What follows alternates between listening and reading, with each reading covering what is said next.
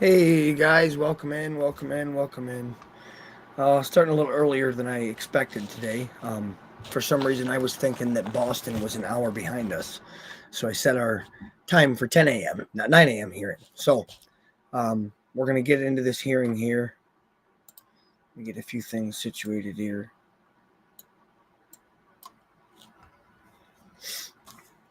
And then we will get going. Let's see. Okay, Brian Walshe, final pretrial hearing. We're covering right now. They're doing jury selection this week, and also trial will be starting potentially the Monday, December 1st, the Monday after Thanksgiving. So hopefully we'll get a jury selected this week and get started that Monday. So, all right, I'm going to get into the hearing, see what's going on here. Permission, would you feel comfortable if Mr. Walsh remained uncuffed, at least his hands during the proceedings, so we can take notes? Check that with the court officers. I defer to them.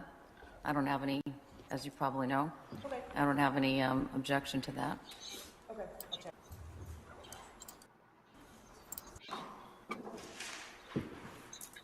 All right, here we go.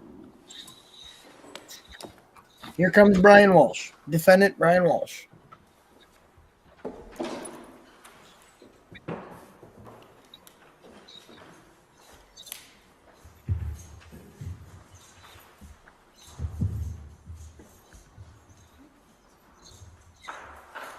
The motions that came in over the weekend.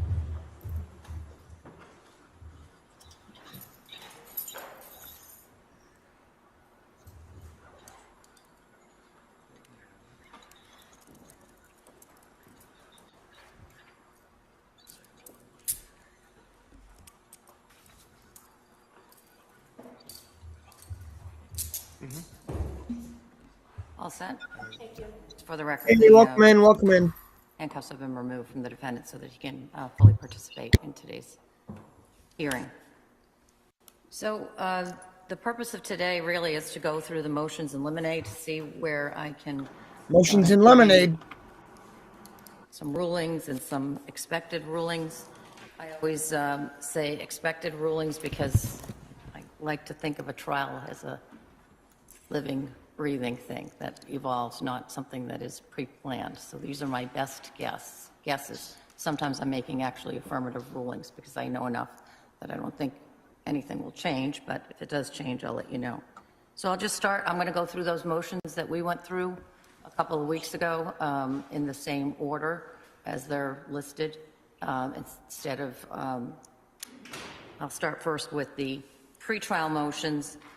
And what we have left over there are the following. And before I move to the motions in limine, I'll give you an option to check in on others that you think that I might have missed. So the first motion that I think needs tending to is paper number 184, which is the Commonwealth's motion for use of streaming platform to prevent juror exposure to extraneous matter with an affidavit in support. The defendant did not object. The request is to use the standard Zoom format. The court intends to do that. And so that motion is allowed. There will be no other streaming platform used in this trial other than Zoom.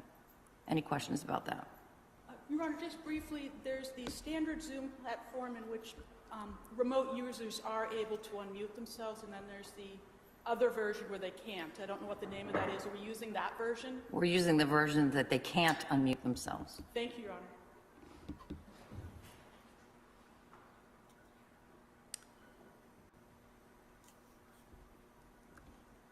Paper number 185 is the Commonwealth's motion for an order to prevent juror exposure. This is called the stay away, no contact order, so to speak. I don't know that we're going to need it. It's hard for me to judge what is going to be the appetite for either demonstrators in this case. I don't see anybody outside yet. And I'm hoping it stays that way. They think that there's going to be protesters and stuff. Parties are all also hoping it stays that way. In the event that there's any information suggesting that there might This be isn't any the Karen sort of Reed trial. demonstration outside, People don't how think he's can we innocent. communicate that best to the court, information that we might Through the clerk, the best point of communication always is Madam Clerk. Thank you, Your Honor. So if things change outside, and I have a skewed version of it because I sit out on the back, so I don't see what's going on out on the front of the building, but if it changes, you let us know, and I won't hesitate to order that, because of premier importance to me is keeping that jury that we pick in their fair and impartial state throughout the entire term of the trial. So the supplemental questionnaire, I'll get that to you today. I did add in, as requested by the defense, or I changed those 3 questions to be 3 separate questions. I added in the additional question that the defense asked. I think at the side of the bench on Friday, the Commonwealth indicated to me that it didn't have any additional edits to that. And I did see some motions came in this morning. I can't say that I spent a lot of time looking at any of them, but I did see that there was a revised witness list, which the Commonwealth eliminated witnesses that it no longer intends to call, and added a few witnesses. Which reminded me, so I'm going to, that witness list as abbreviated, we talked about cutting out the custodian of the records and adding in the defense witnesses to the appropriate subheading. And not on Friday, but previously, I think I said to you that, said to the defense to take a look at where I put them to make sure that I put them in the right bucket, so to speak. Have you had a chance to do that? And are you content with where I put them? I know I looked at it, Judge. I don't remember, but I think that it was fine, and I'll take a look at it before I leave today, but I think it's fine. Okay. So what I'm probably going to do is take the new witness list from the Commonwealth and then add those people back into the same spots that I put them on the prior version, rather than try to figure out who the Commonwealth took off. But sometime this afternoon, you're going to get the questionnaire, and you'll get the attachment that I intend to, and just take a look at it for the final. We can always make changes in the morning. And while I'm on the topic of questionnaire, I think I told you, I think it's the most efficient way to get the information to you, and the least logistically challenging way is the way I've done it really in almost every case that I'm using a questionnaire now, which is those questions are designed in a particular way such that a yes response requires further follow-up. And so when that person comes in, and I'm pretty sure now that we're going to be impaneling in this courtroom. I didn't think that the last time I talked to you, but based on what's happening in the other courtrooms, I can't get a clear courtroom somewhere else. So we are going to impanel in this courtroom. We'll be using the whisper technology for strikes. And when the person comes in and is seated, I will follow up on any missing information on the statutory questionnaire and any yes answers to the questionnaire. And then I have a few more follow-up questions if the person's still standing and is still a viable potential juror. One of the questions that I think I'm going to ask in that individual voir dire is to tell the prospective jurors that during the course of the trial, they need to agree not to be on any social media, and they need to agree not to watch the news in any medium.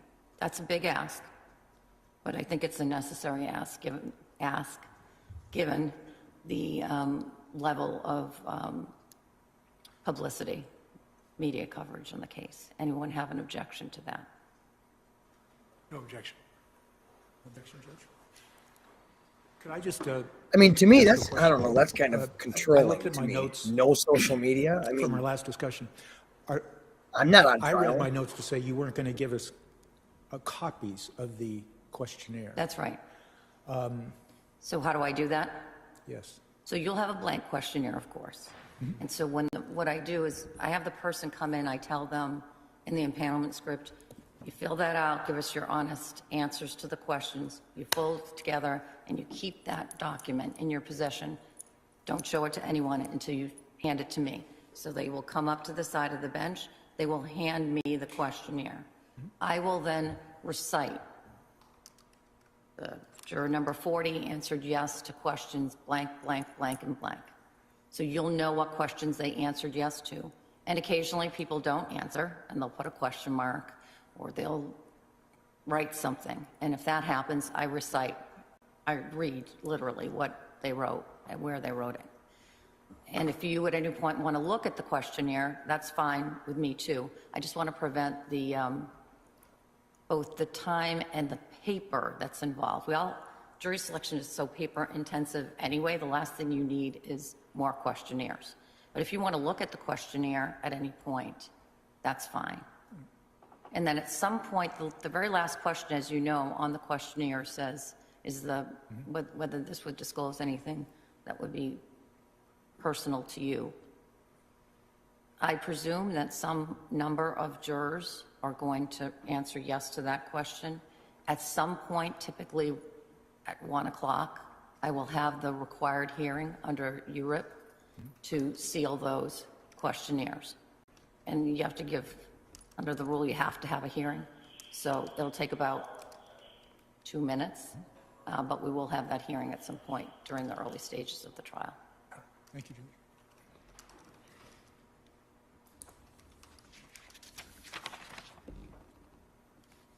The Commonwealth filed a preliminary request for jury instructions. I just want to bring that to the defense's attention with regard to the elements of all of the crimes, so that if there's any objection to that, the murder one is really the SJC's, and I don't know that you're going to be dabbling with that, but with regard to the others, just take a look at those so that we're all on the same page with regard to the elements that are attenuate to the other crimes, all right? We have, Judge, and at the appropriate time, we do have an objection to some of their requests, but we'll deal with that when the court wants to. Okay. I think we're a little before that point, but I'll be happy to hear you whenever you want to bring it to my attention.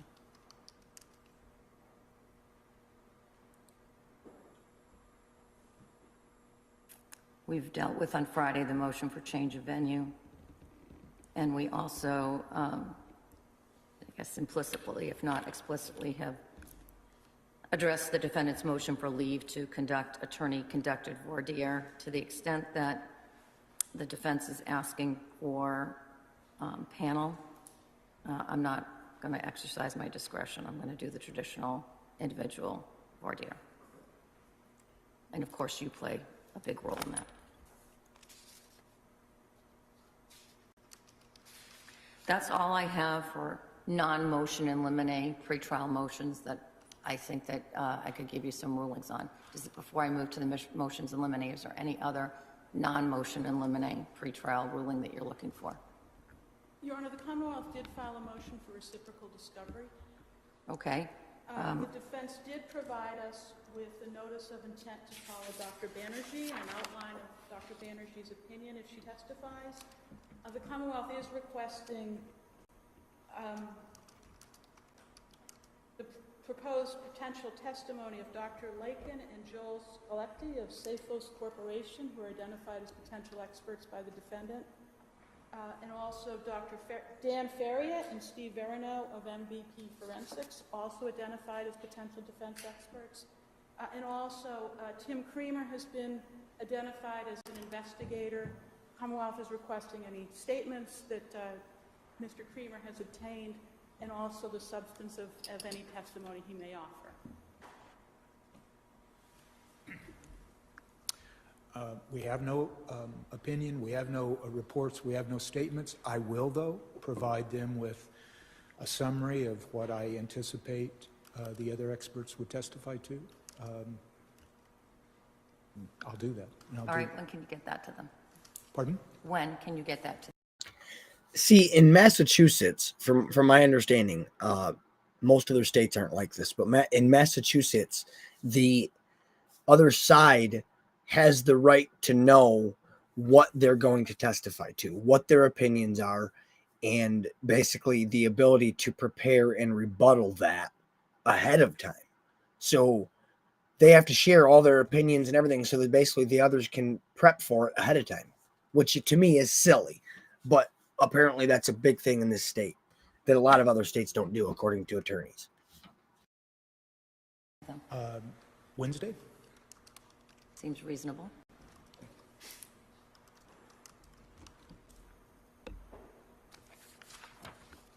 Any other non-motion and limine motions?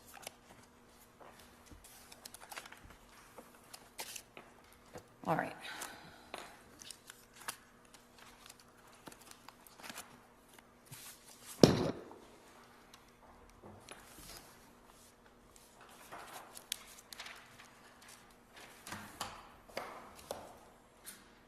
So I'll move to the motions in limine, and I'm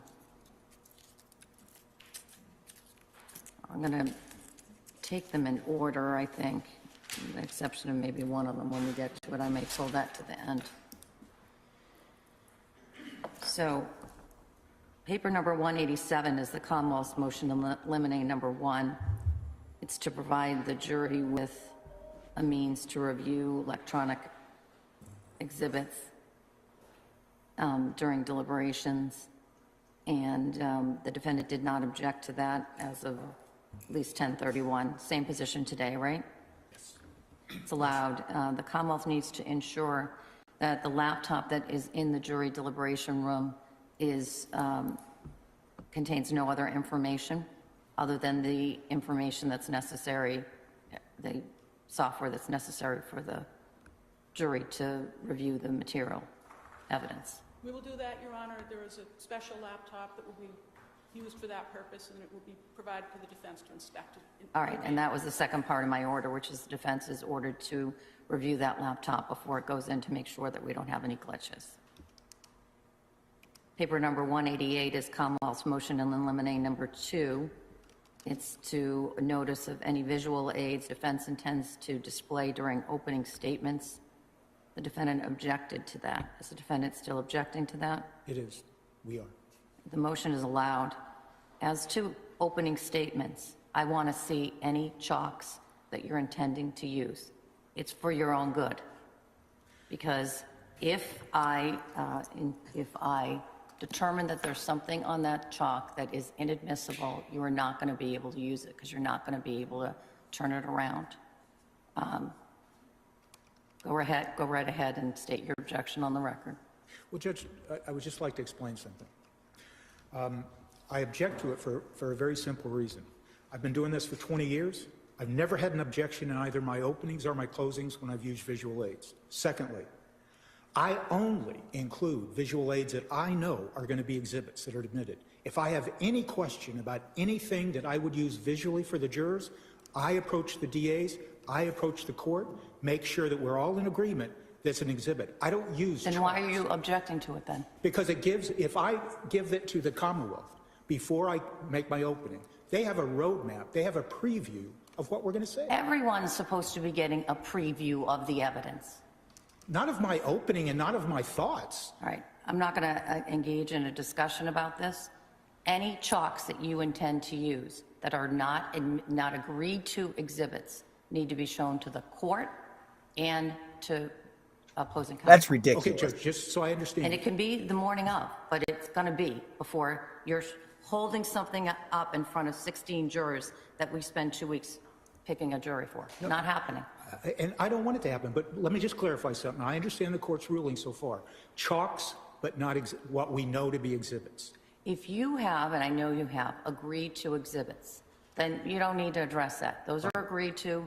You know it's agreed to. You can show those. Fine. If you have chalks, different thing, that you want to put in front of the jury I am not letting you stand up before the jury without me seeing it first, and the Commonwealth see it first. It can be the morning of, but I do not want you showing a chalk to our impaneled jurors without me seeing it first. I understand, Judge. But here's the thing that she keeps throwing in there at the end. You're not going to show anything until I see it first. Until I see it first. Until I see it first. And the Commonwealth. And the Commonwealth. And it's like, why does the Commonwealth need to see my chalks for the opening statement? You're the one that decides whether they're admissible or not the prosecution. So explain to me why the prosecution needs to know what my opening statement chalks are going to be. I mean, talk about, I mean, like he said, so now they're going to know my thoughts before I'm able to even get them out to the jury. How is that fair? You know, I mean, that's, to me, that's just crazy. This state is crazy. Their judicial system is insane. Like, it is stacked for the prosecution. 1000% stacked for the prosecution. And I mean, that's how it is anywhere, but it's way worse here. This is terrible. All right. I'm, Paper number 189. I mean, here, basically, let me give me all my notes and show you my whole case, basically, before I get to present it. I mean, what's the point of having a defense then? If I've got to present everything to the prosecutor before I can even show it. Is Commonwealth's number 3. It's for notice any third-party culprit evidence. The defense has indicated that he understands what the rules are and you're going to abide by them. There's no ruling necessary. Paper number 190 is Commonwealth's number 4, notice of any proposed reputation testimony. It also relates to, I have them in my notes, see paper number 193 below. 193 refers to any bad character, bad reputation of the victim or any of the witnesses, and alleged prior bad acts of the victim or any witnesses. The defense has objected to that, arguing that he intends to bring in evidence of general reputation evidence. Is that right? Your Honor, at this point, we don't have any notice of specific reputation evidence that we'd either offer through cross-examination or in any casing sheet for us. Okay. The concern I do have is the Commonwealth has indicated they expect to introduce evidence, quote-unquote, that Anna Walsh was a loving mother who would never have abandoned her children and was a dedicated employee. So I'm sure the government is aware of the restrictions on how this evidence will come in, but that may or may not be relevant, and so I'd ask the court to revisit this before they seek to put this information in. All right, Commonwealth. Thank you, Your Honor. Your Honor, the Commonwealth does plan to call witnesses who will testify as to their observations of the victim at her employment. Her employer will testify, as well as her former employer, who was the New Year's Eve guest, will testify as to her. Mr. Is it Metlu or Mutlu, or how do you pronounce his last name? Mutlu, Your Honor. Mutlu? Mutlu. Okay, I'll try to remember that. The Commonwealth will be introducing evidence to those persons regarding the victim's work ethic and Observations or interactions with the children? yes, Your Honor, observations and interactions with the children. All right. Because they're trying to eliminate the gone girl defense, you know, the whole gone girl situation, that she just up and vanished because the son testified, or the son has said that mommy fixed his tablet and left An excessive with her amount, luggage out the whatever front that door in my mind becomes excessive. that morning at 6 a.m. General observations as to the victim's interactions with her children is A permissible. lot of people think that this is a gone girl situation. The law is clear on this. They can't have specific Body's never been acts of found. observation. No body The parts. witness giving their opinion or Nothing. testimony on a specific act. And so that's not admissible. What they're allowed You're right, opinion or testimony. So observations, how are observations of her with her children relevant, which I suspect may or may not be relevant once we start? And it can't just be a limited number of people. So one person from her work saying that she had a good work ethic, the case law says you cannot do that. It has to be the general reputation of a community. And so I guess we will just raise the objections at the time. I just wanted to put the court on notice that Right. any of this testimony could just be inflammatory and prejudicial and invoke sympathy of the jury to hear that she was a great mother and a great employee. Correct. Correct. All right. Because this is I all to hear your deflate objection, and the I encourage Gone you, and Girl I know that you don't need any defense encouragement or to whatever make the you wanna call real-time it. objection at the time of the trial, and I'm just trying to give you some basic guideposts of what my present thinking is with regard to that evidentiary issue. Anyone want anything more on that particular motion? No, thank you. Not at this time, Your Honor. Commonwealth's number 191, motion eliminate number 5, is to allow in-court identification the defense asked for, and the Commonwealth has now given, I see this morning, a list of the witnesses who will so identify. Any issue that I need to be aware of with regard to that? No, Your Honor. All right. So that motion is allowed without objection, and the Commonwealth has satisfied the defense's request to provide names as of this date. Number 6 of the Commonwealth's motion in limine is to preclude reference to or introduction of irrelevant conduct of testifying and non-testifying police officers and agencies. The defendant objects, and I'm happy to hear further argument on this if you wish, but the defense's objection to me was, I wrote in my notes, it depends on what the Commonwealth does in its case in chief. And so you've alerted me to the issue, and we'll take it as we go along. With regard to a preemptive ruling in that regard, nor do I think that it would be part of your opening statement, because the opening statement is supposed to be a preview of what the evidence in the case will be. And so the defendant may not open on this without raising it with the court. It wouldn't be expected testimony at this point based on your opposition, or seek to introduce that evidence without readdressing it with the court affirmatively at the time that you're going to do it. All right? Commonwealth's number 7 is paper number 193. I think we just went over that with the other one, so I'm going to bypass that. Paper number 194 to Commonwealth's number 8, to admit photos of digital devices rather than the actual devices, and the defendant did not object, and that's current today. That motion is allowed without objection. See, that's logical. On 195. Kind of like the trial that we were watching, the Demi Tower trial.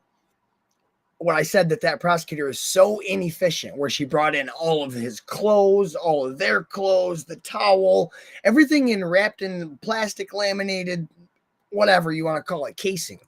And it's like she could have easily just taken a picture of it. And pictures do a better job than looking at something through a plastic casing anyway.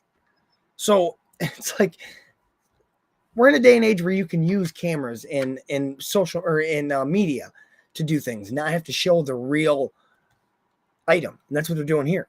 I think we're going to have to go through. We'll just show pictures of the devices instead of showing the actual device. Commonwealth's number 9 is to admit the defendant's 4 recorded interviews with police. I saw this morning, but I haven't really had a chance to look at it. The Commonwealth supplemented its legal briefing with regard to statements of Miss Minor and of the minor child. I want to look at that, and I want the defense to have an opportunity to look at that. I looked the case over quickly this morning, but I frankly didn't have much time to deal with it. But I'm going to circle back to that motion, because I think we're going to have to go sort of on the micro level and start going statement by statement, which is going to take some time. So I'm going to put that towards the end of this hearing. Paper number 196 is Commonwealth number 10, to admit NCIC missing person form for Anna Walsh. Defendant didn't object, correct? Correct, Judge. It's allowed. Yeah, because she's a missing person. Number 11 of How the can you Commonwealth consider motion somebody eliminate murdered to admit if you photos haven't and a ever short even video found of them Anna murdered? Walsh as she normally appeared? The defendant objected. So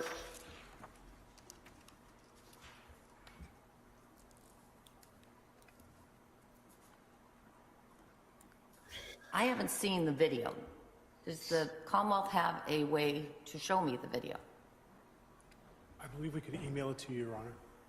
I meant like right now. Your Honor, I have it on my computer. If you can give me a moment, I can walk up to the bench. That'd be great. Okay. Generally, what is the video of? It's her with her 3 children on a rug in the living room of the home. And why is it important? The rug, an identical rug was found in the dumpster outside of the defendant's mother's home. Your Honor, I can approach, but just what might make it easy is Okay. the video is Was there blood on it? necessary. They could do a screenshot of the video which portrays the rug in question.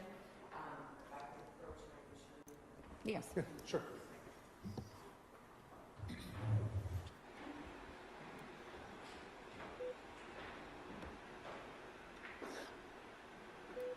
Yeah, because this is a sidebar. It's not really a sidebar.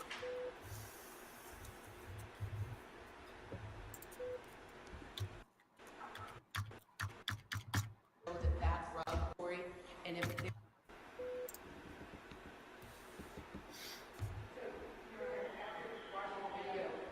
I think it's incredibly inflammatory, and if their sole reason for introducing that is to simply show that that rug was in the home, they can do that with a screenshot. No objection. All right. That's the ruling you were going to get, so it's good that you, there is no reason that the video needs to be played. Right. So just take a shot of it, show the shot. Now, I'll sit with regard to the other photos, you need to use, it's sort of like autopsy photos, in my view. Use the least number you can use to get, I understand that's one picture she's wearing a necklace, and one more picture she's showing the watch or something else. But use the least number that you can use. If I may, Your Honor? Yes. So I agree with that, and we tried to cull it down. So there's one with a jacket, there's one with a watch. The black jacket. Yes. There's one with a watch, and there's one with a necklace. We can probably take away 1 or 2 from what we submitted, because I believe that there's one where she's with Mr. Mutlu wearing the watch, so maybe we can delete that one. So we're talking probably about 4.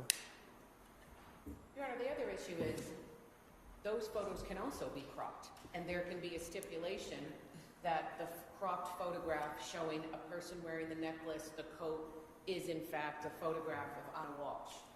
So they have sent a parade of photographs. I think that there's other ways to serve that purpose, and some might be stipulations. So this. Well, I'll let you work out whether you have any stipulations, but even if you want it that way, doesn't mean that the Commonwealth wants it that way. And the Commonwealth gets to, hold on one second.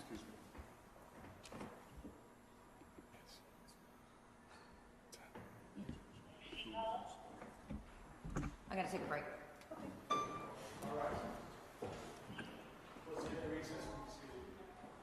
Uh-oh. No, fine. That's not good.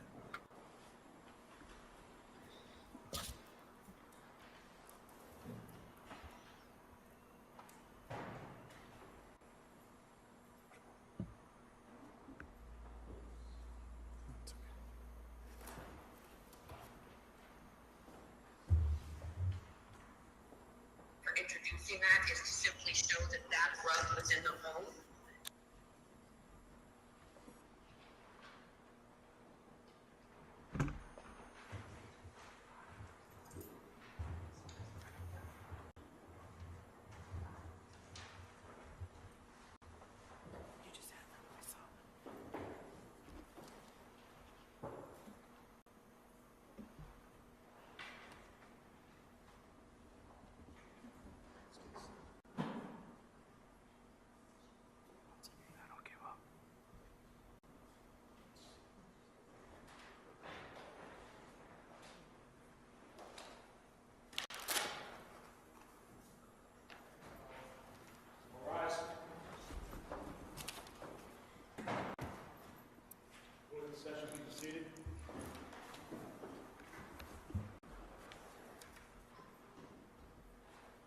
All right, I think I was saying that You may be able to reach a stipulation. I don't know if you can, if you can't.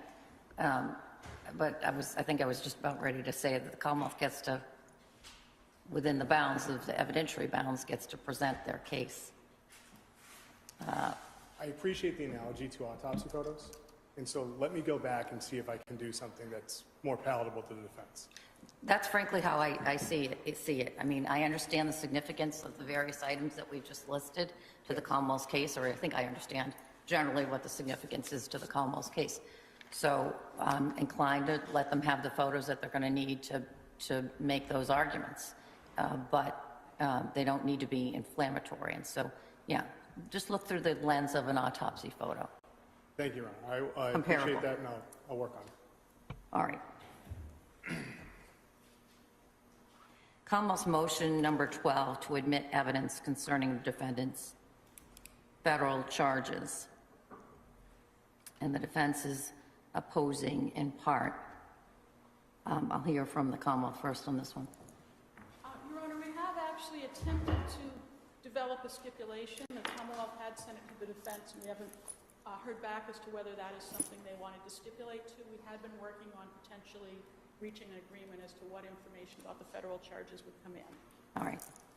Well, to aid you in your discussions, it seems to me, and this actually overlaps with regard to the one of the other motions with regard to the interviews.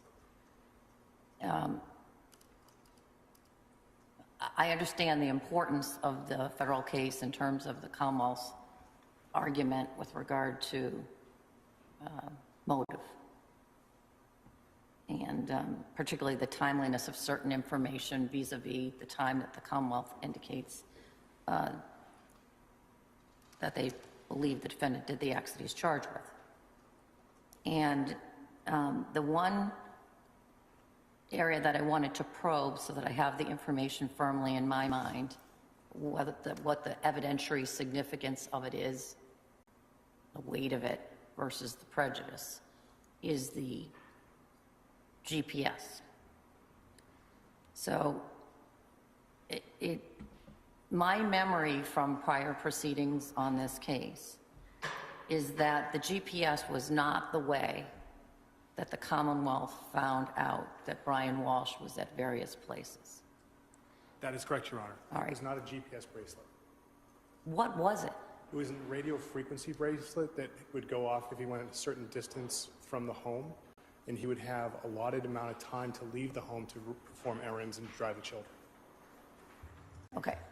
So there's no evidentiary, there's nobody coming in and saying based on how his bracelet, he was at X, Y, and Z. They found that from the phone, right? That is correct, Your Honor. They found All it through the two phones. But illegally So that through seems the to me two to be phones with no search in the warrant.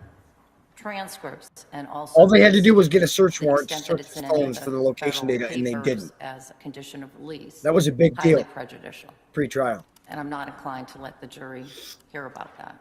It's not relevant to their decision-making, and they may, even if I give them a limiting instruction, may make it difficult for them to accept the limiting instruction. It doesn't have any evidentiary value. So anything with regard to both in the interviews, which I know we're tabling for later on, and or in the federal records, that seems to me to have very little evidentiary value to the Commonwealth and has a potential for prejudice to the defense. So that won't be in. Understanding you've made a ruling, can I make an attempt to change your mind? Sure. All right, thank you, Your Honor. I appreciate you giving me this opportunity. So with the defendant's ability to have windows of time that allowed him freedom to leave from the house, it allows the Commonwealth to show the premeditated nature of this crime and that he had windows to clean up after the crime was occurred. That's a different thing, though. The fact that he has windows of time that he, or certain parameters that he has to be at home, and that comes up in the interview at one point when Attorney Minor makes mention of Yes. that. And I don't know what we're doing with that yet, but Okay. putting that to the side, I don't think that what you just said about windows is the same thing as I'm saying about being on an electronic bracelet. Okay. Okay? Because I think there's different prejudice that attaches to those two things. The fact that he had restrictions, that he was on federal supervised release, and that he had some restrictions is going to be known to the jury. It's integral to the case. But the fact that he's on an electronic monitoring bracelet is a different thing, Okay. in my mind. Thank you, Your Honor. I understand your role. But keep on objecting, as I know you will, but that's sort of the dividing line that I'm drawing in my mind's eye right now.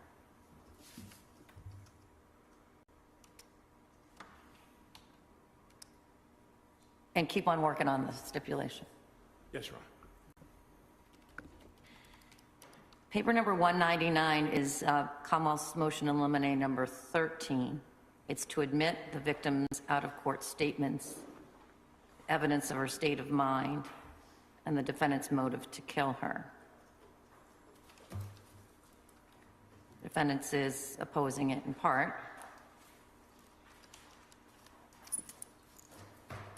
I'll hear from the Commonwealth first. Thank you, Your Honor. The Commonwealth would seek to introduce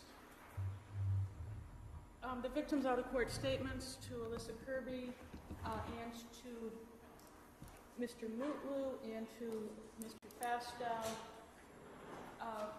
as to her state of mind, which was known to the defendant. Your Honor, certainly the defendant, the evidence will show that the victim had a meeting with a friend, Miss Kirby, on the 29th of December and told her about the big argument they had over Christmas. Give me a timeline because I want to have this in my head. She comes home on Christmas Day. Yes. Anna comes home on Christmas Day. She drives because she missed the flight. She spends much of the day driving, and then she gets there on the afternoon, evening of the 25th. Yes, Your Honor. I believe it'd be around 8 o'clock. When did she drive back?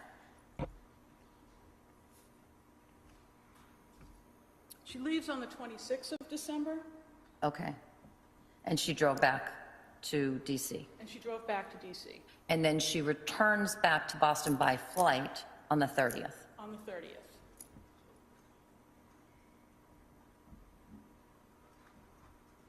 All right, that's helpful.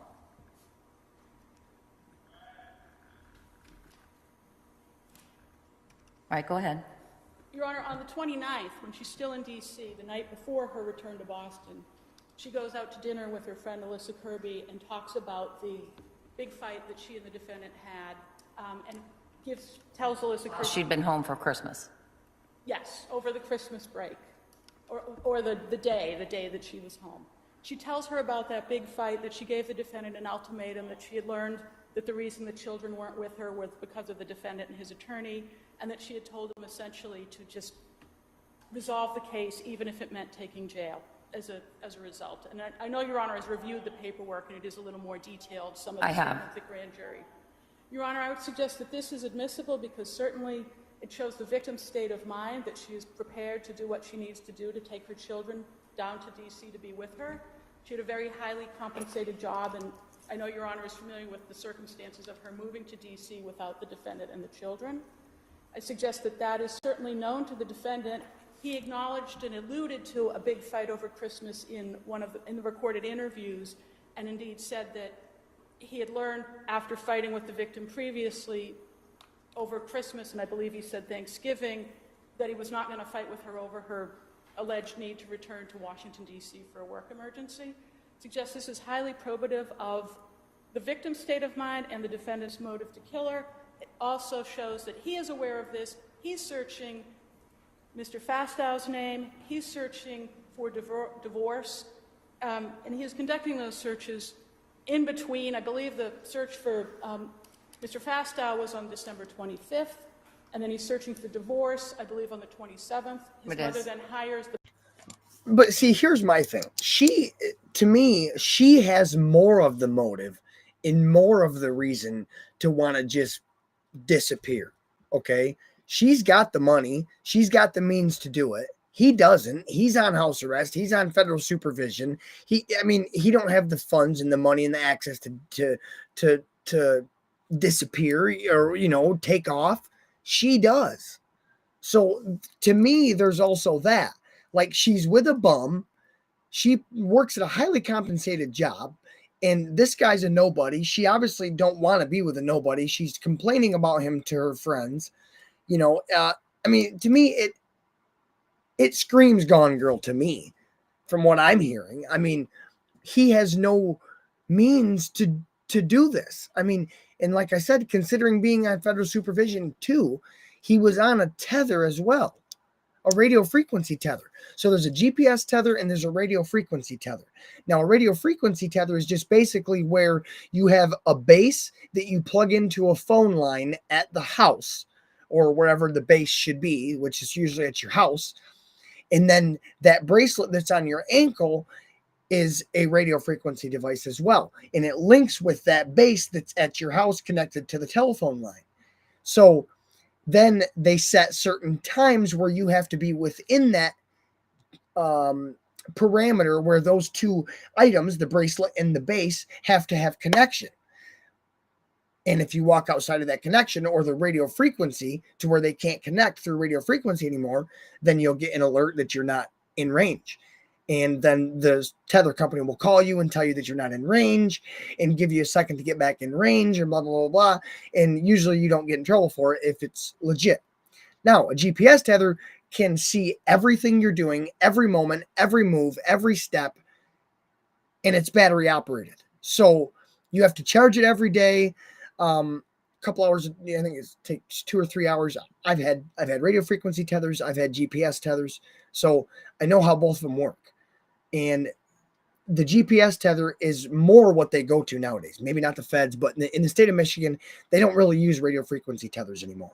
So to me, I just don't understand how this guy did this and got away with it for so long, although he was on supervision. It just blows my mind. It really blows my mind. I really think that she had the ability and the means to just take off. Private investigator. Mind you, they've never found her body. Whether Not a she's finger, not a appeared body appropriately part. for They found a married necklace and a woman on the watch, 28th. I believe. Certainly suggests that all of this is highly relevant to the victim's state of mind and the defendant's motive to kill her and what happened in that home on the 1st of January. And with Mr. Mutlu, there is some testimony about Anna Walsh had some conversations with him, I believe, on the 28th.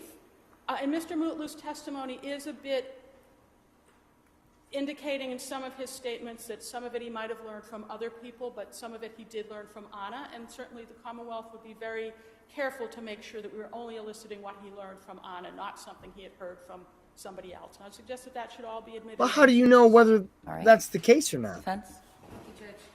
Whether he really learned it from Anna? The Commonwealth is also cherry-picking parts of these conversations. The dinner that they're speaking about, her and her friend were out until 1:30 in the morning, a night that ended at a karaoke bar. So there was probably copious amounts of alcohol, I would assume. But that goes to the weight the jury chooses to give to it. But in the context, I think it's important. The other thing that the Commonwealth didn't seek to introduce is the fact that Alyssa Kirby at the grand jury, at her grand jury testimony, said that they had a very open and honest relationship, and that Anna wanted him to do whatever he had to do so the family could be together. And further, she didn't say that she wanted a divorce or was going to leave him with this ultimatum. Specifically, Anna supposedly said to Alyssa Kirby that she wanted him to choose life because he had been so depressed. And even if he had to go to jail, that will be waiting for you when you get out. So I think they're not only cherry-picking what portions of this conversation they want to put in, they're overstating the relevance, especially in light of the case law. When you look at the cases that talk about state of mind, they cite Castano. That was a situation in which the witness had told the defendant in that case that she wanted to end the relationship, that she had rejected his anniversary presents, not only was ending the relationship, but has packed up his bags. And when the police responded to the scene, there was in fact a packed suitcase of the defendant's items at the door. That is not what we have here, let alone to that level. In Martin, the statements that the government was seeking to introduce were basically statements in history of physical abuse, violence, of her trying to take the children from him. That is not what we have here. Half of the conversation to Miss Kirby was how she wanted her family together. They had an open relationship. Couples fight, so to say they had a big fight on a date, she was late for Christmas and they had 3 children. This was not earth-shattering motive to kill information. So I don't think it's fair that these conversations with Alyssa Kirby come in. And certainly if the court does see value in those statements as the case develops, then the doctrine of verbal completeness would force the court to allow all those statements to come in, because this was one conversation. So that would be our position with respect to Alyssa Kirby. With respect to Jem, I think there needs to be either a voir dire or some clearing up of what he heard from other witnesses and what he specifically heard from Anna. And again, Mr. Mutlow was with them on New Year's Eve into the 1st of January until about 1:30 in the morning. And he's also described the night as joyous, that they had a happy marriage. The federal case had been going on since 2018. They had been weathering this storm. And so, again, if they're seeking to introduce statements, I think that the full conversation would come in to show the context, and we need to figure out what exactly Mr. Mutlow heard directly from Anna. All right. So let me give you some guideposts. The defense in its opposition cites to Qualls, which is sort of one of the earlier and seminal cases on state of mind evidence. And but I'm not persuaded by the defense's argument with regard to what Qualls stands for in light of Castano, and in light of which, for the record, Castano's at 478 Mass 75, a 2017 case, and also look at Commonwealth versus Bins, B-I-N-S. That can be found at 465 Mass 348, a 2013 case, at head notes 17 through 22. Under that case law and other cases that I looked at, it is very likely that I'm going to allow Anna Walsh's statements to Alyssa Kirby, the limited purpose of establishing her state of mind as is relevant to the defendant's motive to kill his wife, to the extent that such state of mind evidence includes statements describing his defendant's prior bad acts. His federal case on his statements will be admitted, and with a limiting instruction that it is limited to show the defendant's motive and not to show that he had a bad character or propensity to commit any other criminal offenses. There's limiting instruction that is posited by the court, the SJC and Bins. It's on the bottom of top of page 419. Take a look at it. That's what I'm likely going to give you. I think that the parties need to do a little bit more work with Jem, and they will, as the Commonwealth gets ready to prep him for his trial testimony, and obviously be in touch with the defense with regard to what that pretrial work reveals with regard to statements that were made directly to him from Anna, as opposed to third-party other evidence that would not be admissible. Yes, Your Honor. With respect to William Fastow, there's one notable exclusion or sustained you're going to hear. The statement that she makes to Mr. Fastow about she doesn't know what the defendant would do if he were to find out about the affair is not her state of mind evidence and is not admissible and is prejudicial. So don't go there. Yes, Your Honor. And then, of course, with regard to the doctrine of completeness, I think the defense has an argument there. And so I'm inclined to let them bring in the other statements. And you can oppose it if you want, but that's sort of the guidepost that I'm setting right now. Understood.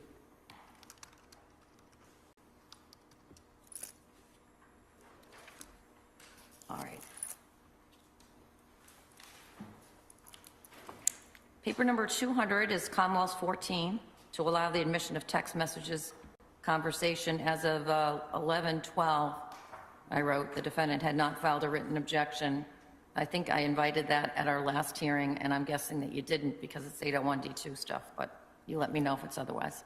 So, Your Honor, with respect to the text messages, I think maybe we have some objections to some of the portions of the text messages, but specifically, and I did talk about this in Another paper? defendant's response to Como motion in Lim 13. The William Fasto text messages, I don't think that any of them are admissible and the jury should not receive them. There is no evidence about state of mind in them. It's text messages about two friends who are having an illicit sexual romantic affair. There's no evidence by the government other than speculation that Mr. Walsh ever even saw these messages. Is it speculation? I mean, he says in his own words in the interview that somehow her text messages are showing up on my phone or something to that. And I'll go back and listen specifically, but we did cross this issue once before, and that was my recollection. Maybe it's a failed recollection. No, the statement that you're referring to, there is a conversation between Mr. Walsh and the police where in the same paragraph he says, I'm messenger, not I message, and then there's talk of Facebook messages popping up on its phone. So I don't think it's clear. And even if the court were to infer that iMessages came to his phone, there's no indication that those came to his phone. The text messages with Anna Walsh and Will Fasto ended at about 10:30 on New Year's Eve. Mr. Mutlow was at the home until 1:30. He specifically said, either during an interview or his grand jury, that at no point did he see Mr. Walsh on his phone. He didn't see Mr. Walsh on his wife's phone. He, again, described jovial, happy, up until the time he left at 1:30. So I think it's a very thin speculation that he saw these messages. If a foundation is laid during trial that indicates that he did see them or he did know them, it would be different. But otherwise, these text messages are hearsay and they're not admissible for any purpose. How are they hearsay? In order, and what I'm focusing on is what in them, is to prove the truth of the matter asserted. Well, then I guess we'll have to look at each, and that's sort of where we're going to end up with the transcript, I suspect. Well, then that's it. So it kind of reverses the question back to the government. Why are they seeking to put this text message history in? They're putting it in because they want to wave it around and say she was having an affair and he knew and he killed her. That's what they want to do. And I think if there was actual evidence or proof, other than speculation, that he had seen these messages, was angry about them, we'd be in a different posture. But that is not the case. And so why are they trying to put them in? And hearsay, her messages, her statements are hearsay. So what other purpose is it coming in for? I don't see a purpose other than to just wave this in front of the jury. Mr. Fastow is going to testify. He can certainly testify to the relationship between him and Anna, the duration, the time, but those text messages should not go in front of the jury. All right. Kamal. Please. Your Honor, in addition to the defendant making statements about her iMessenger appearing on his phone, he also told the police that her phone was upstairs on New Year's Eve. He told police about some quarrel she had had with someone over text message and then had been put her phone upstairs in the bedroom. Abdullah. Yes. That's different than Mr. Mutlow's testimony that she was using her phone all night. So I suggest that's certainly... Let me ask you this.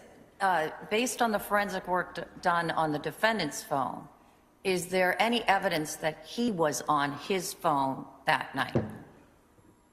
No, Your Honor, there's not. Okay. That's the phone that was Missing. placed. Right. But you do have evidence, this has been the subject of other motions, that on the first and into the second, that there was some manipulation of that phone to unlock it. So I guess what I asked you, and it was a sort of a void in my mind of whether there was any evidence that he was on his phone on the 31st? And the answer to that is no. The first time his phone was manipulated was at, I believe, 7:35. In the morning of the 1st. All right, just trying to get the facts in my head.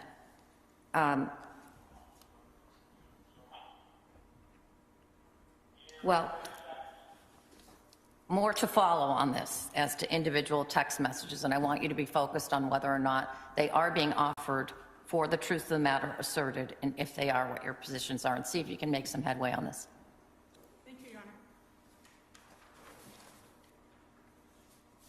Oh, Your Honor, the only other thing with respect to the messages, and this could be an email instead of, I just wanted to, we can certainly check, but if I could have the government verify if the messages they are proposing to introduce between Mr. Walsh and the other witnesses, if they have been edited at all, because we have like pages of text messages over a couple days to various witnesses, and I don't know if that is just the chunk that they are taking, or if they went in and cut out any messages. Okay. And by the way, I'll talk to the council afterwards. Okay. by the way, this motion that I'm talking about, we started to talk about Mr. Fasto and Anna Walsh's text messages. But to the extent that they're the defendant's text messages, which were the subject of this, then that's in a different bucket in terms of evidentiary ruling. Maybe not as important to you either, which is why you went to the other. Right. Okay. Commonwealth's number 15 is to admit internet history from devices in the defendant's residence. Your Honor, the government has produced 2 binders that they expect to introduce into evidence. One is a binder of the gray MacBook, and then the other one is a binder of Oh, okay, we have 3 now. All right. So we appreciate that. Are these for my own, sorry to interrupt you, but are these similar, if not the same, from what came into grand jury? They're not the same to what came into grand jury. Okay, because I'm familiar with those from the prior briefings. This is significantly more material than what came into the grand jury. Okay. Is it the same sort of format, though? There's a search and then the result of the search? No, Your Honor. This would, I would suggest, be from a Celebrate report, and we have copies here that we can give to the court to review. Okay. But the Celebrate report for the MacBook pulls from 2 different databases, so you see the same search twice or the same visitation twice. So let me ask you this. I have some questions that I need to process in my head. Yes. The searches that are done, is there forensic evidence that shows that the searches were done on the MacBook Pro Yes. and not on the iPad? Yes. All right. That's what I suspected, but I haven't asked and nobody told me that. I assume that that was the case. Yes. Because that was not the state of the evidence, as you know, at the time the case was indicted. Yes, Your Honor. So, and from that time, and that is March of 2023 when the case was indicted, are you saying that the forensic work has uncovered additional searches beyond what was known at that time? Yes, Your Honor. Okay, and what's the volume of that? So the MacBook report, that report that was generated is approximately 1,000 pages long. Okay. Is that where this search, I hate to be so graphic, but well, it's not that, this isn't that graphic, but this, in paper number 201, I learned of a search that I had never seen before, which is the... We're objecting to that one. Right. Okay. So that was not part of the grand jury. It was not part of the grand jury. What is the date of that search? That is, I believe, forgive me because there's so many, but I believe it's in and around Christmas. So it's before January 1st. Yes. Is it around the same time as the divorcing? Yes, Your Honor. Around the 27th? If I may, I have a cheat sheet for myself. 12:27. It's 12:27, Your Honor. And it is approximately 8 hours before the searches for divorce. So, Your Honor, there were more searches and hits in general on this topic, as you might see on someone's device. this particular search, the name was, I'm trying to be, it was also about having a threesome and impregnating someone. There's multiple searches for porn. He is an adult male. So I think to just cherry pick this one, and I don't care about the porn part, so to speak. I mean, it's inflammatory, but it's the second part of that search, cheating wife. So that goes to the issue that we just talked about before, about his state of knowledge and what reasonable inferences can be drawn from that search being done on the 27th. That goes to that is an argument with regard to his state of knowledge on the 27th as to whether or not his wife was having an affair, right? I could care less about the porn part of it. no, I understand. I think, but without getting into a semantical discussion about pornography, I think that there's millions of different interests, predilections of what people might watch or like, and I think that it wasn't just cheating wife. It was cheating wife has threesome and gets impregnated. So to say that could have been ancillary to what the content of the material was. So I think it's inflammatory. So when the court... So there's this body of evidence of searches now that are not in my mind because they were, and it's not that it's inappropriate, that's why we have these hearings.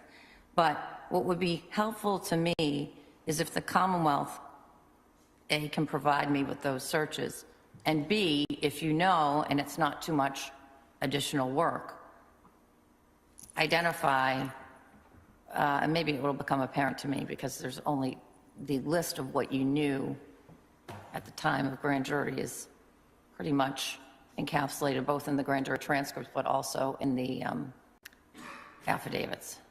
Your Honor, we're prepared to give you the binders and a list of the items that we would seek to elicit at trial from the binders. All right. And we'd give that, of course, we've given the binders to counsel, but whatever we give to the court, we give to counsel. And then if there are particularized searches that the defense is objecting to, I know you will raise them with me. And as a matter of logistics for how the jury is going to be presented this is even the stuff from grand jury, which I printed out because I'm still old school, is binders worth of materials that I have still with me. How are you going to present this to the jury? So, Your Honor, we have, that would be tagged as an exhibit, a binder, but then it can be broadcast on these different monitors. So we can ask the witness about a certain entry in the report and put the entry on the screen and then have the witness testify from the screen saying this is what occurred in this entry according to the report. All right. Just an awful lot of material for them to absorb. We understand that. It's also important material to the Commonwealth's case. And so it's not an easy examination, but we do believe that it's important, and we've tried to make it as streamlined as we can. All right. Your Honor, too, just so the court is clear, I believe the government's position is that they're going to put in 3 or 4 actual binders into evidence, so the jury is going to get a giant binder of 1,000 pages. And so at what point does that become cumulative and prejudicial when they just drop by? And I'm just trying, is there a way to streamline this, or is there a way to cull some of it? Maybe that's something we can all work on. I just wanted the court to be aware that that is the intention. More to follow. More to follow.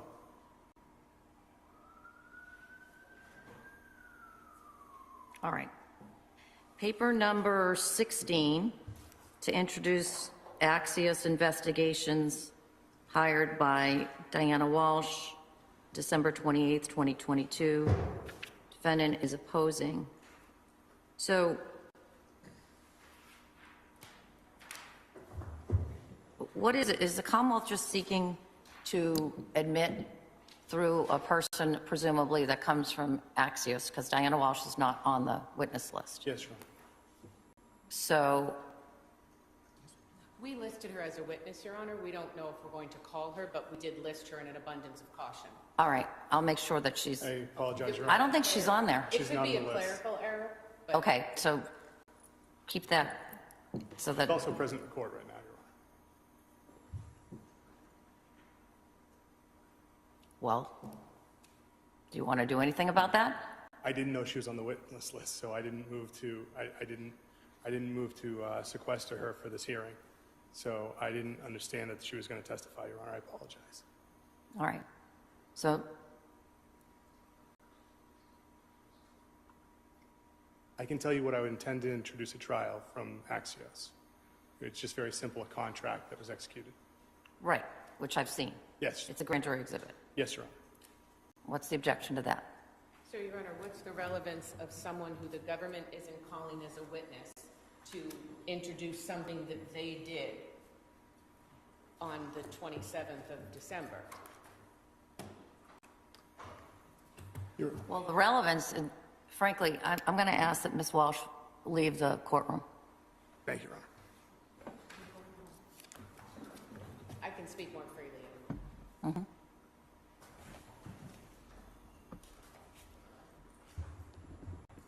Thank you.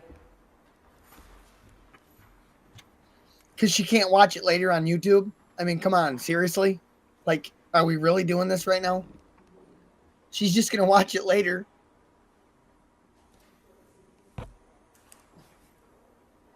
So, Your Honor, the evidence that the government has provided us suggests that Diana Walsh contacted Axios Investigations on December 27th through email and phone calls, that she signed the contract, that she paid for it. In the grand jury testimony, Jeremy Dozier states that Diana Walsh specifically said, I don't want my son to know about this. So they're trying to basically say, she did this, we have no evidence that he was part of it, knew about it, directed it, paid for it, and it's just prejudicial But and there, inflammatory. I read somewhere, and it has to be in the grand jury, I read somewhere that the connection to the defendant is that she wanted to do this for some time because of the psychic, and that she went to the defendant or said to the defendant, I want to do this, and that he tried to rebuff her and say, no, I think his words were, Anna's a good girl, and, she's not having an affair, something to that effect. But then I also read somewhere, it has to be, again, in the grand jury, that he then gave her the name of Axios. So even though he said don't do it, he gave her the name of the company that she hired, right? So if the government is going to elicit that information, The only way that comes in is through Diana Walsh. and they did not list her as a witness. So even if there was evidence that the government was planning to introduce that Mr. Walsh supplied the name, that doesn't indicate he paid for it, knew that she finally did it, was interested in the results. The evidence we do have is that the mother saw a psychic, and even the evidence suggests that when Mr. Walsh was speaking to other people about it, he was dismissive of it, and even told his wife about it. So I don't think it's appropriate that they get to introduce the contract or the fact that Diana Walsh hired a private investigator on the 27th unless they're going to call a witness to link it to him and that he knew about it, wanted it, and was invested in the results. Otherwise, it's not relevant. So, Your Honor, you were I right agree. about remembering I would the definitely agree. testimony. That statement of the defendant giving the name Axios, that comes from his mother.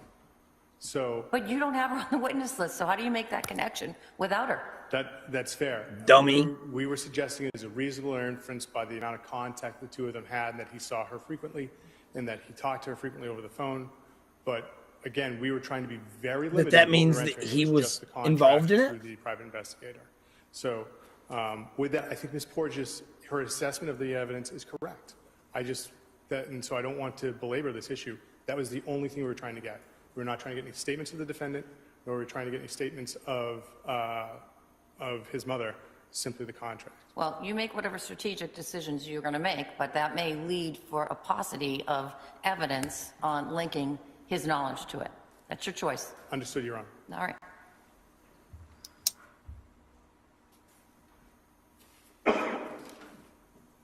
Number 17 is paper number 203, and no objections to the calendar.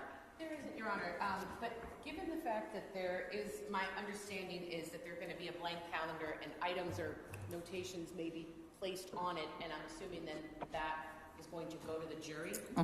If that's the case, then the defendant would also like access to also add or denote things on that calendar. We can color code it, we can figure out a way, but that's what I would ask for. Or we can have two calendars, which seems superfluous if there's one. We were just looking to give each juror an empty calendar so they can make their own notes and it would be part of their notebook, not something like that witnesses would be using.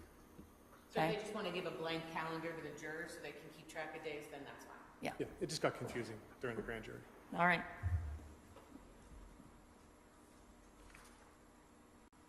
206 is allowed, sequestration of witnesses. 207 is a review. Commonwealth took no position. Your Honor, may we be heard sidebar? Yes.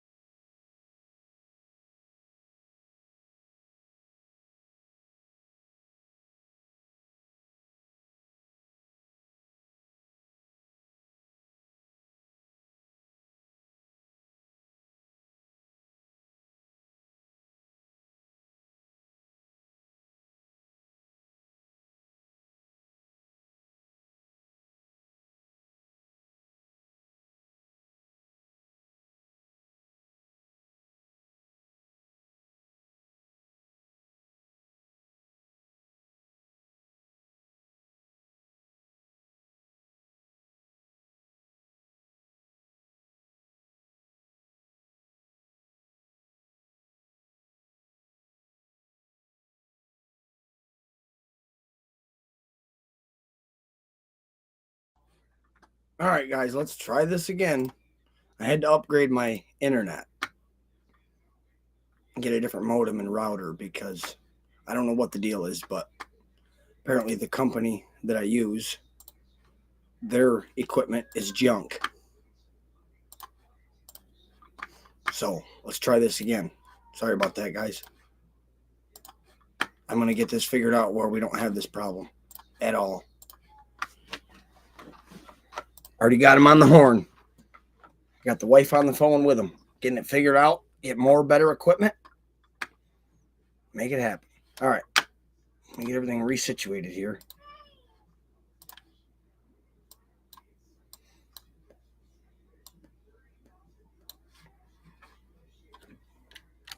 Contact the two of them had, and that he saw her frequently and that he talked to her frequently over the phone.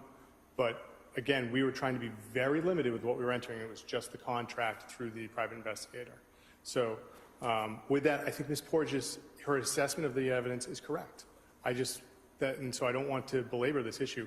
That was the only thing we were trying to get. We were not trying to get any statements of the defendant, nor were we trying to get any statements of his mother, simply the contract. Well, you make whatever strategic decisions you're going to make, but that may lead for a paucity of evidence on linking his knowledge to it. That's your choice. Understood, Your Honor. All right.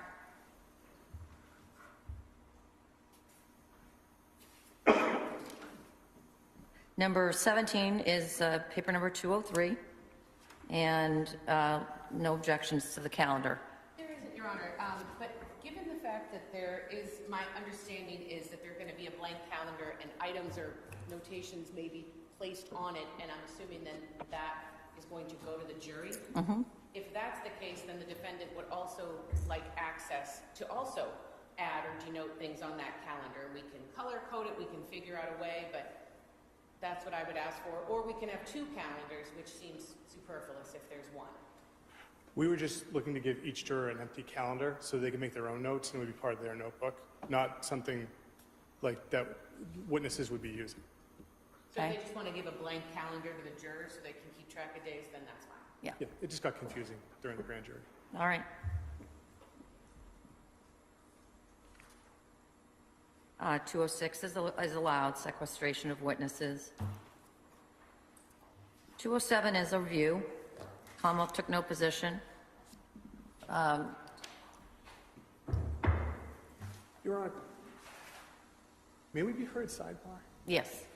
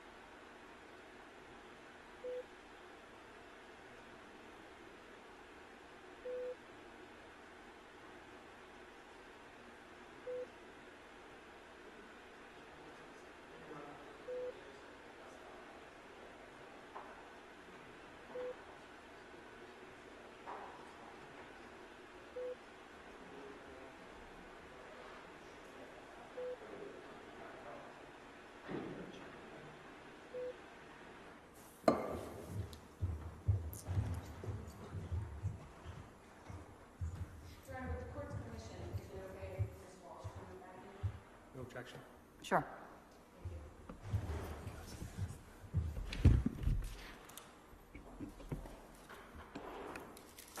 So paper number 208, which is now we're moving to, did move at paper number 206 to the defense's motions eliminate. Paper number 208 is defense number 3. That is now mooted and requires no ruling.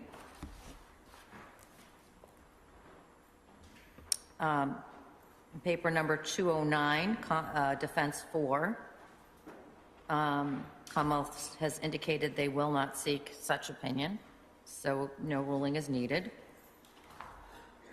Paper number 210, defense number 5. Commonwealth will not seek, no ruling is necessary. Your Honor? Might we ask that a similar order regarding any awards or commendations for any defense experts that may be called? That they may not elicit that from those experts? Well, to the extent that it goes to their qualifications. There's Mama They need Walsh. to do that. They need to know Mama that Walsh. the person's qualified, but no. We don't hear nothing about his excessive dad. lobbying. How about Maybe we his say dad that? has passed away, On either side. unfortunately.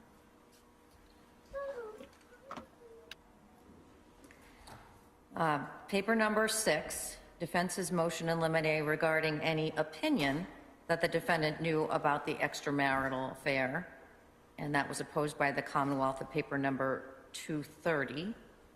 And as I understand the respective positions of the parties, is the Commonwealth's position is it's not seeking an opinion as to that, but is going to plant breadcrumbs such that a jury could, or could not, but they're hoping they could, infer the same.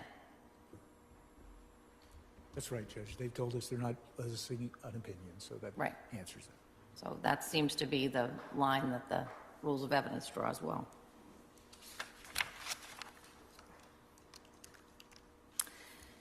Paper number 7, defense number 7.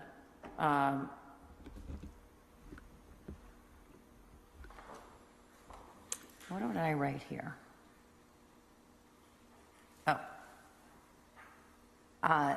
Is paper number 212, and it's regarding opinion evidence, and the opposition was at 231.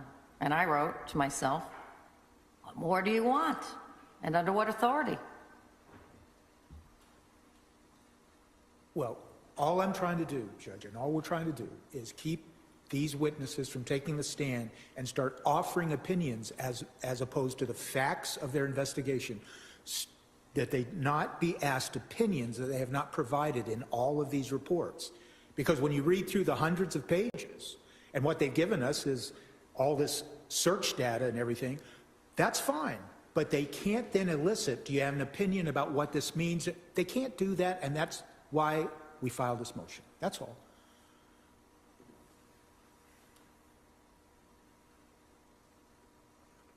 I'll hear from the Commonwealth.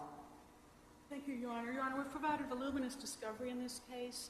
Certainly, we expect that the witnesses will testify as to what they did in conformance with their reports. They'll explain their reports to some extent, but the defendant has all this material that has all been provided. So we would, if there's something specific they're looking for, but again, the witnesses will not stray beyond the reports that have been provided.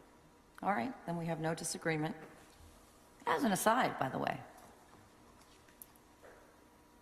it's somewhat surprising to me as I was looking at this issue how little is said about experts in the context of, or how little is required by the rules in stark comparison to the civil rules. And I can't resolve that in my mind why the drafters of these rules sort of make a heavier burden on the parties in a civil case with regard to expert testimony than is expected in a criminal case. I don't know why. Curious. If I may? Yes. I suspect it's because in criminal cases you have procedural due process bumping up against substantive due process, and that's not present. Wouldn't you think that would then err to the side of more disclosure for the defendant? I think less because fair trial strategy, and that might be different. That would be my thought. My thought when I was sitting in the back is, why don't they have to produce what they have to produce in a civil case? But I don't write those rules. I just try to interpret them. I don't want to belabor this point at all, but I remember Stephanie Page filing motions for depositions because you allowed depositions in civil cases. Right. And we were always shut down saying no, and we asked the same question the court's asking. Well, I'm asking that question, and I almost never allow depositions in a civil case, even of the experts, but regardless, it's just a curiosity. Anyway, defense number 8, paper number 213, opposed at 232, and then another rebuttal at 281. To exclude defendant's request to consult with an attorney or statements of prior counsel. And I got more on that today, I think, too. Let's pause on that one. Bad Acts 214, paper number 9 for the defense. I think we've discussed this. It's opposed by the Commonwealth in a partial opposition at paper 233. And I had written to myself in my notes, question to the defendant specifically, what additional statements from the recorded interview does he want to exclude? But we're going to get to that in a minute.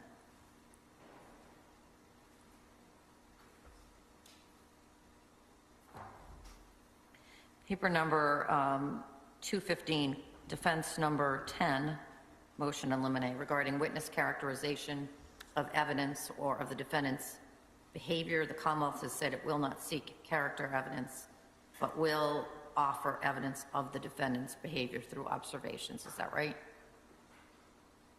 Yes, Your Honor. All right, that seems reasonable and likely where the line's going to be drawn. Number 11, paper number 216,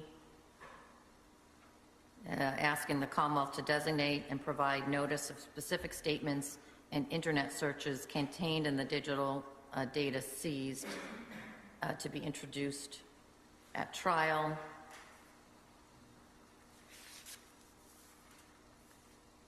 Anyone wish to be heard more on that issue? Your Honor, the Commonwealth did file a response to pleading paper 234. I saw that.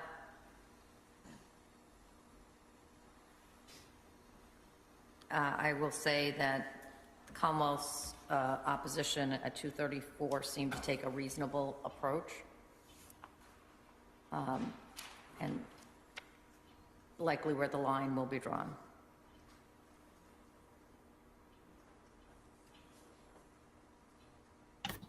You know, these attorneys are public That's all defenders right. as well. There's nothing there. These aren't paid attorneys, which And surprises nothing me, other honestly, because his happened mom's got with money, I regard to think. This is just a hanging, dangling from the prior motions, the dinosaur, teddy bear, that's nothing I need to worry about. Nothing you need to work on. We sent counsel a list of photos we were intending to introduce. I think that we cropped out any images like that, and so if there's any issues, they'll let us know. All right. So how do we take on this, what the remaining issue that I really want to address today, and then I'm happy to talk to you about anything that you need to discuss with the court, is these transcripts. And I had about 5 minutes to look at the case that the Commonwealth has now cited in its most recent briefing of this morning, and I want to give it a closer look. But one way that we can approach this is to literally go line by line. I know that the defense has indicated, and I appreciate the way that this was laid out in the briefing, because it makes it very clear as to what it is that you're seeking and helpful. So I appreciate the work that you did to get that in that shape. And you've stated your objections. So one way I could do this is to just go through on this list that you gave to me and rule at some time between now and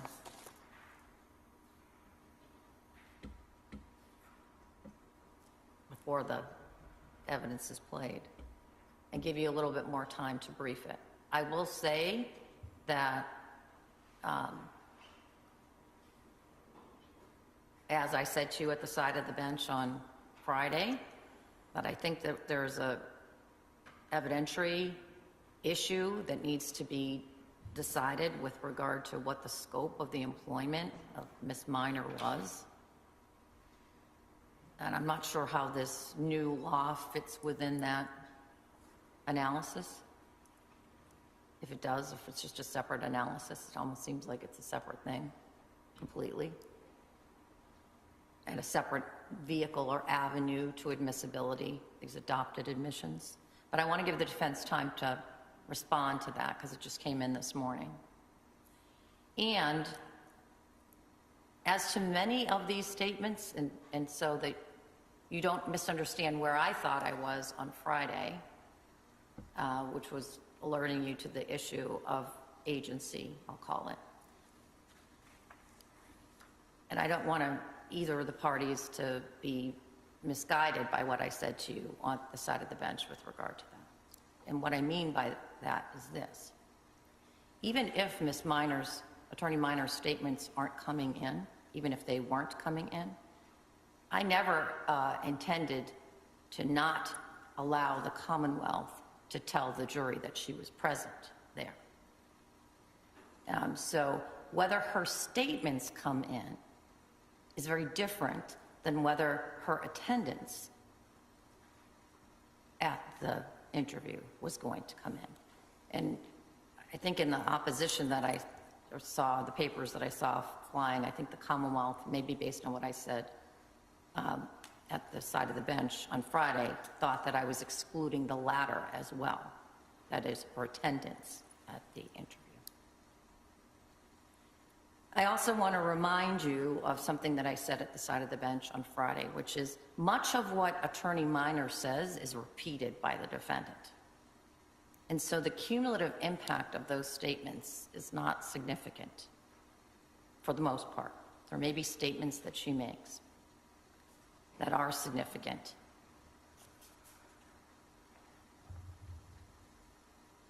It seems to me, and I'm sure the defendant is going to ask for the humane practices instruction.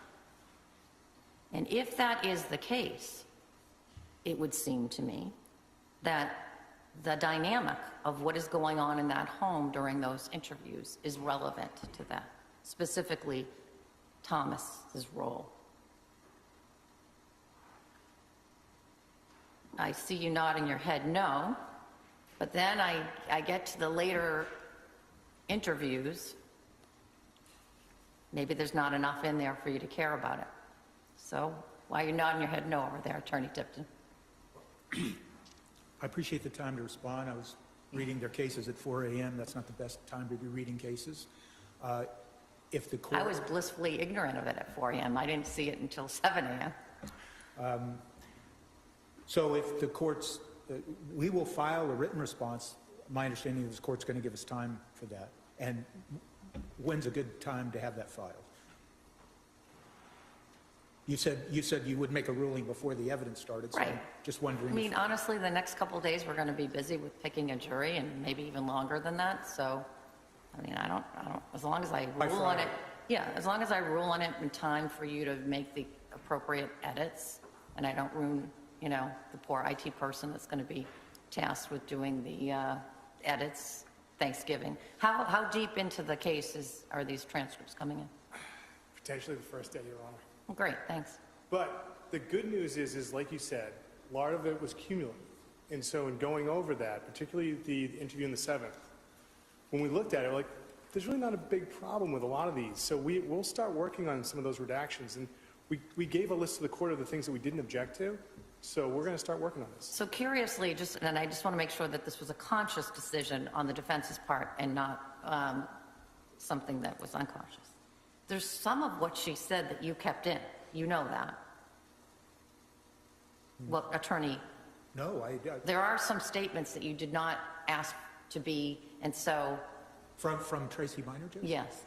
Well, then that was an error. That's the highlight didn't carry through. Okay, all right. Because, and I don't want to interrupt the Commonwealth, and we're going to file a written response. Let me just lay the groundwork for it, though. Sure. The court brought up the humane practice. We footnoted in a pleading. We never asserted humane practice. We're not asking for humane practice. Okay? All right. That is the bottom line here.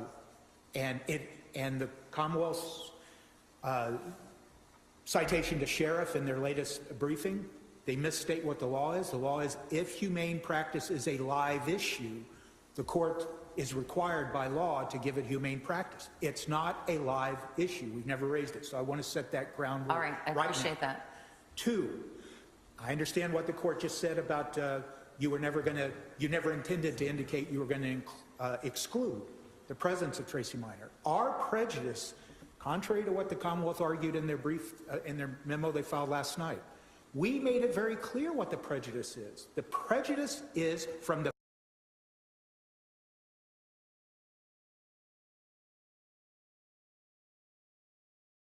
All right, I just wanted to share this with you guys real quick because I like to know what they're talking about when they're talking. So when he says humane practice, they're talking about humane practice.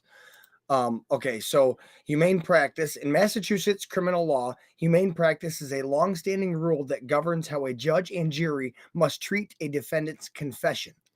Definition: what is the humane practice rule?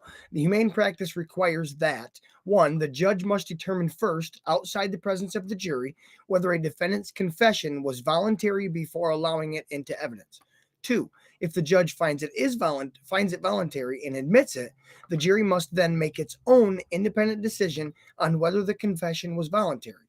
3, if the jury finds the confession was not voluntary, they must disregard it completely, even if the judge allowed it.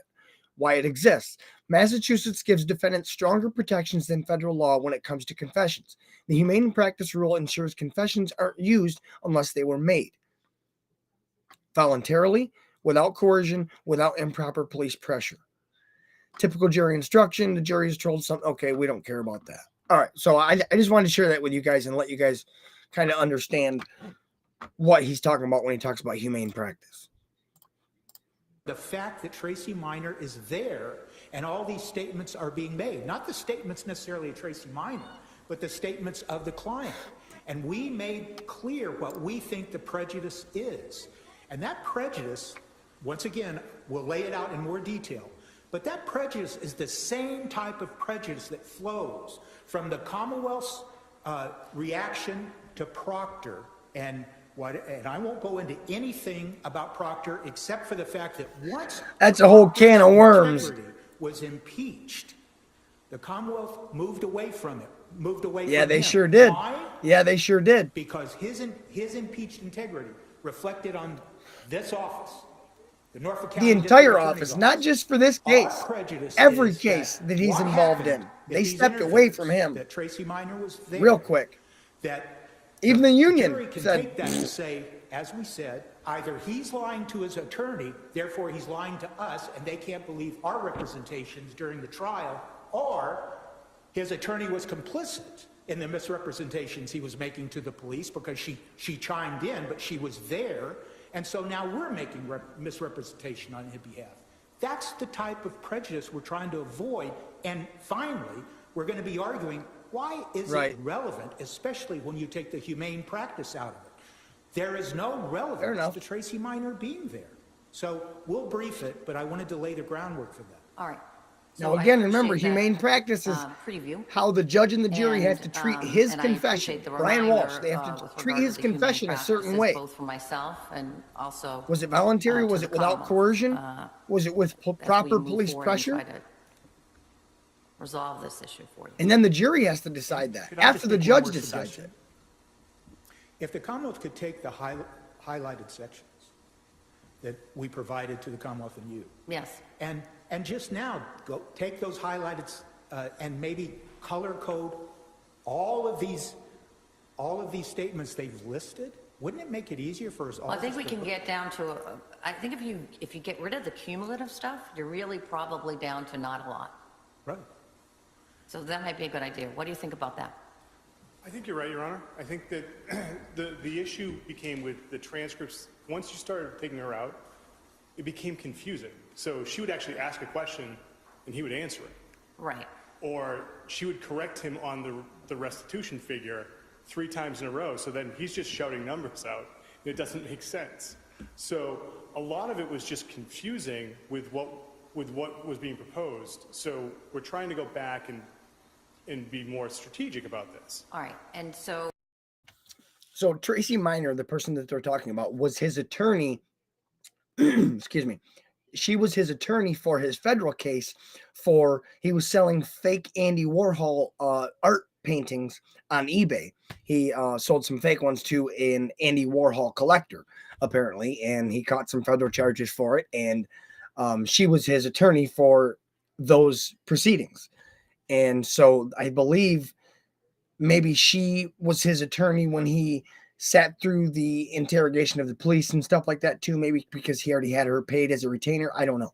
But she must have been there for his confession. my goal is to make things clearer and easier for the jury. So they're trying to admit her than statements confuse them. And so as to well. the extent that But the but the defense doesn't want her statements admitted at all. The question that she's asking that he's answering, and it's cumulative. The relative prejudice, I understand the argument, and I'm not ruling on it right now, Attorney Tipton, because once she's there for one answer, she's there, your argument is going to be the prejudice attaches. I understand the argument. But it's also incumbent upon me to provide evidence to the jury that they can, in a manner that they can consume it. And if it's doing so, once I balance the prejudice in a way that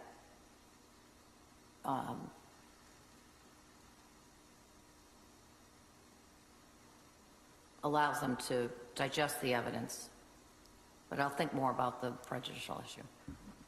And maybe you can get, there really is not a lot that she says that he doesn't repeat. So how about Friday on that color coding? Yes, Your Honor. All right?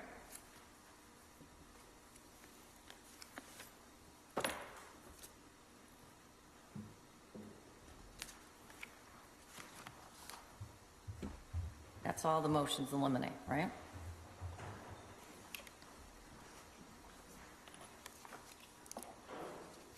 So motions in limine are basically pre-trial motions. That's what a motion in limine is.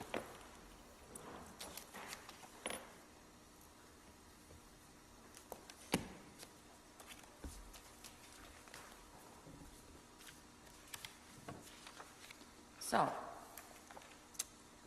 not much else that I have other than the jurors that were called in today were being used for a civil case.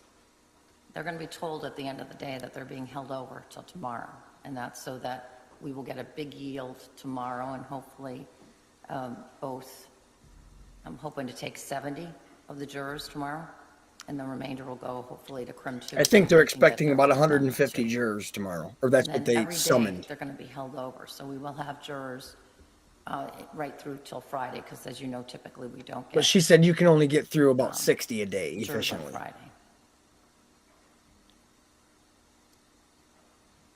And we'll seek to 16.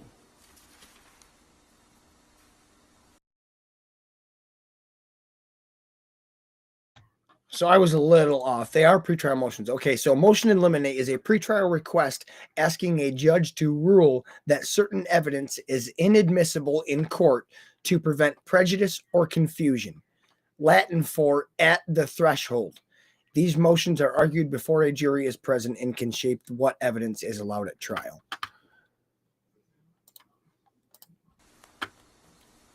Any questions? I just thought I'd let you guys know. Have a better understanding of what we're listening to here. Between now and tomorrow morning. Like I said before, I like to know what I'm hearing. No. Otherwise, it's not interesting to listen to. Unrelated matter to this case. Okay. When it comes. Anything the Commonwealth needs? No, Your Honor, I think that we'll work together and try and figure out some of the other issues we've talked about today. I've been keeping a running list and just trying to make sure that we stay on schedule. All right. I will see you at the side of the bench. I will say these attorneys are efficient, and this group of attorneys from the prosecutor's office, from the DA's office, to me so far, I mean, I haven't really watched them a lot, but they're a breath of fresh air. Considering McLaughlin and Lally and Hank Brennan and Meatball Morrissey, you know, those people are scum of the earth. I mean, literally, they are. I don't want to give these people too much credit yet because they're still a part of that same office, so they support those people. So I don't know if I want to say that completely yet, but they seem like a breath of fresh air, especially the male. So I like it so far. I like it. It seems like there's not a whole lot of fuckery going on, at least that I see. Maybe I need to watch some past hearings, but I haven't really been following his case too close. But I'm going to start. Obviously, his trial starts in next week or week after. So, all right, I'm going to fast forward a bit.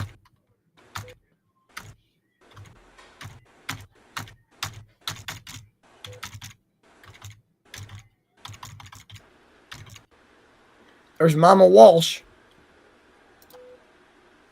Mama Walshe. I think she's got money. So I don't understand why he has a public defender. But, I mean, he's got a damn good public defender. Larry Tipton's one of the best. From what other attorneys say. And, you know, he's gotten other people off recently in this same courthouse.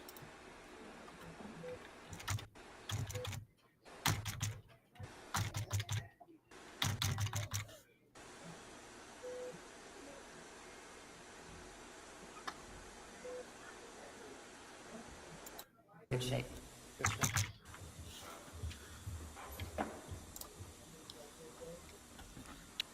So the plan is we'll see each other.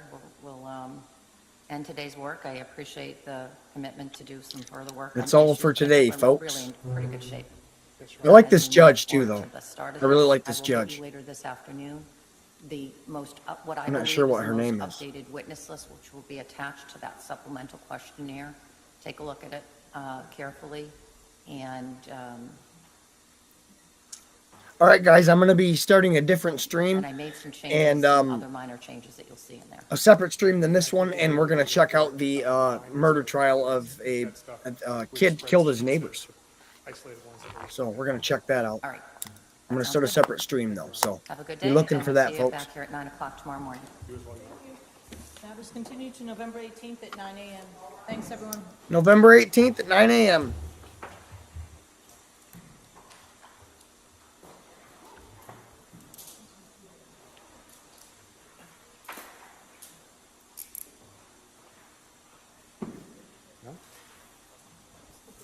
Okay. All right.